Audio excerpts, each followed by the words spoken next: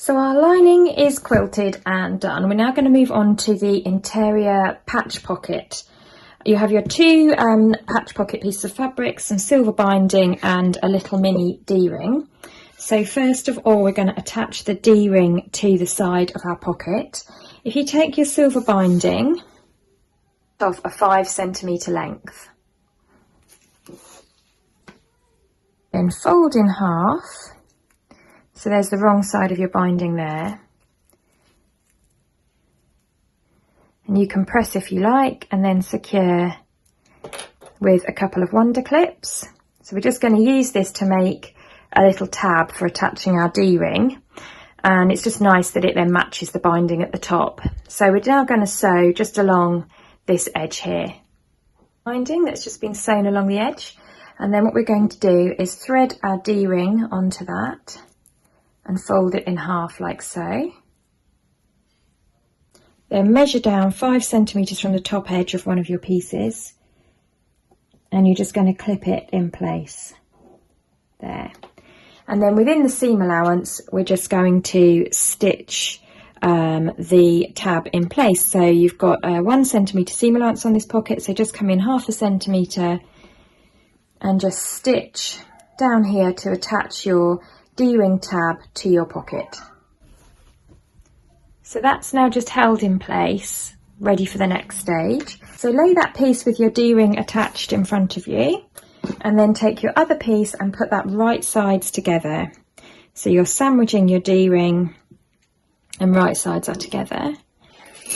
Then clip or pin around the sides and the bottom. You're going to leave the top open, and with a 1 centimetre seam allowance, we're going to sew down here, pivot, come along here, pivot, come back here.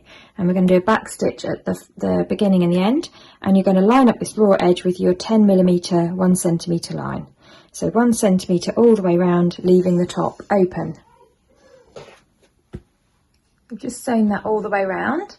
Then what we're going to do is on the bottom, we'll just trim off those corners. This will make it easier to turn through.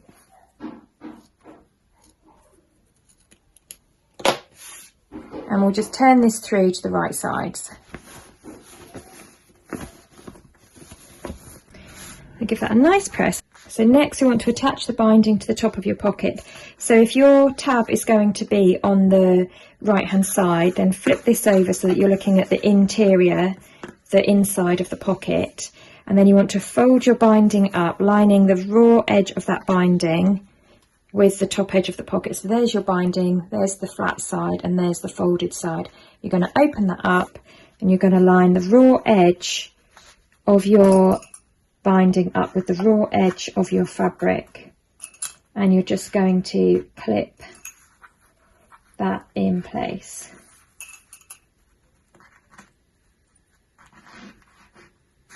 Like so, or you can use pins if you prefer. And then we're going to sew in that crease just along here. So just along this crease here. So I'll just line that up under my presser foot, line up my needle, making sure that that's going into the crease of that binding and lining up those raw edges there. And off I go, a little back stitch to begin with.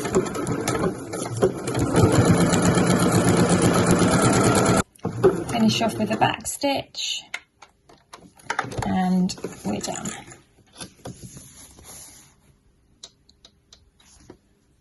So there's the first side of our binding done. We now want to flip this over to the other side. So we're going to flip that round and give that a little press up. And we're going to fold this over. Now what I often find is that this bit of fabric, once you fold over the second side of the binding, it kind of is a bit too big, or it won't allow you to quite fold it over how you want to. And if that happens, I just simply fold that binding back and then trim along this edge here a little bit. And you can do that with your rotary cutter to get a nice crisp straight edge to fold against, or you can use your scissors as well if you like. So once you've trimmed that down, you'll now be able to happily fold your binding over. So just give that a fold and a press. So you get a nice bound edge on the front side of your pocket there, which is going to look really lovely. And then what I do is I'll just turn that up and I'll just tuck in those ends there just to keep them out of the way, and just clip it in place. And then you're going to clip the binding along there.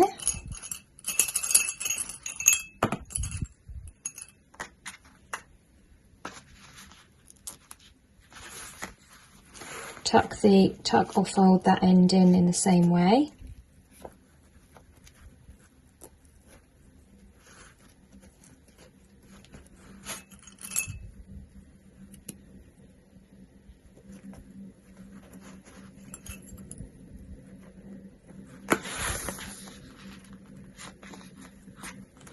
And then once that's all folded in, we're just going to sew along here. If you're quite experienced with binding, you may wish to do this the other way around. So you may wish to start on the right side, fold over, and then stitch in the ditch. But you know, this is the interior of a bag pocket, so I'm not going to get too technical with it. I'm just going to sew right on the edge there. So I'll line everything up, pop that under my presser foot, line things up so that my needle is just going in fairly near the edge. And I'll do a couple of back stitches to begin with. Stitch length I'm going to use for this is 2.6. I'm just keeping my eye here just to check that I'm sewing nicely on the edge there. Take your time.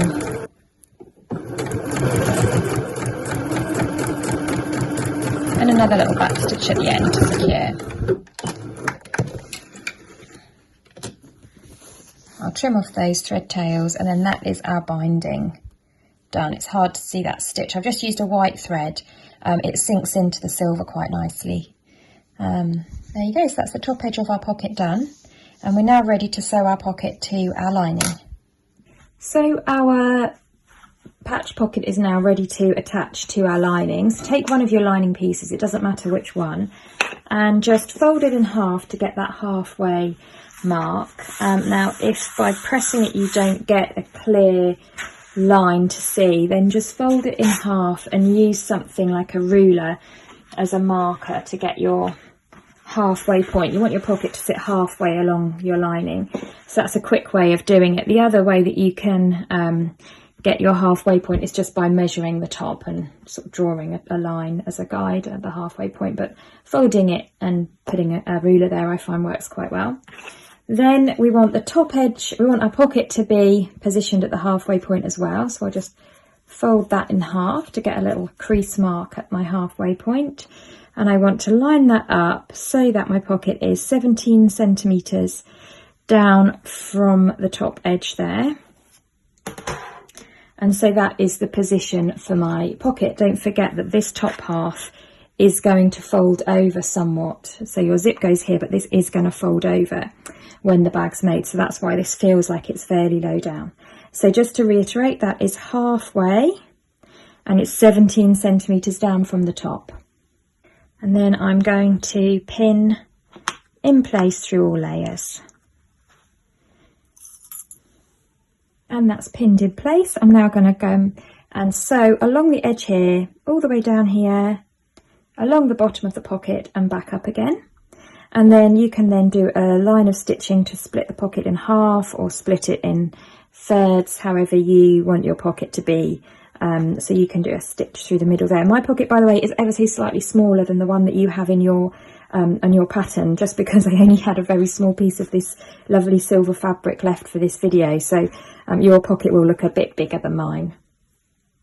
So we're now going to sew this pocket in place, and I'm just going to carefully slide my lining panel under there, and then I'll just roll it like so, so that that bit there just sits in the nook of my machine, and I can then line my presser foot up with the top corner of that pocket.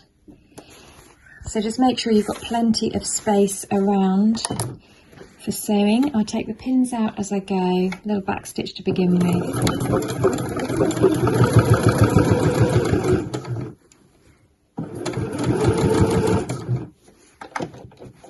And I'm just going to go all the way around the edge of the pocket.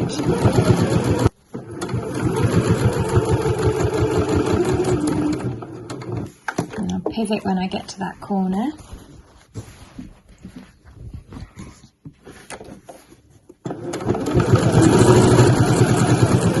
I'll do a back stitch and we're done.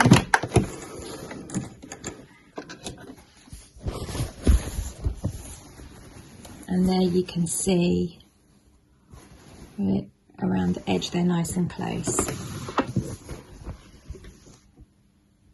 So that's our pocket sewn on. I now want to sew through the middle to split this into 2 even-sized pockets, but like I say, you could do it in thirds or however you feel that's going to work for your project.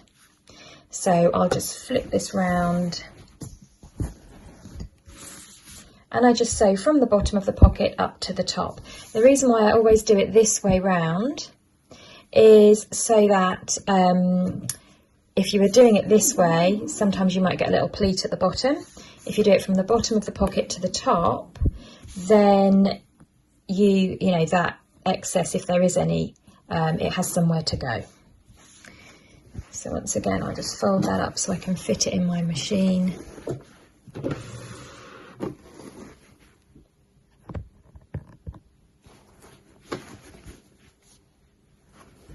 And you can even pop your, if you're thinking this would be a good pocket for your phone, you can even pop your phone in there to get your dimensions.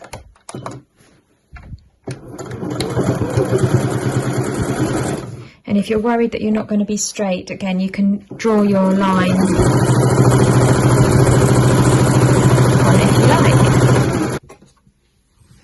So that's the first lining panel with a pocket finished. We're now going to move on to the other side where we're going to do our zip up pocket.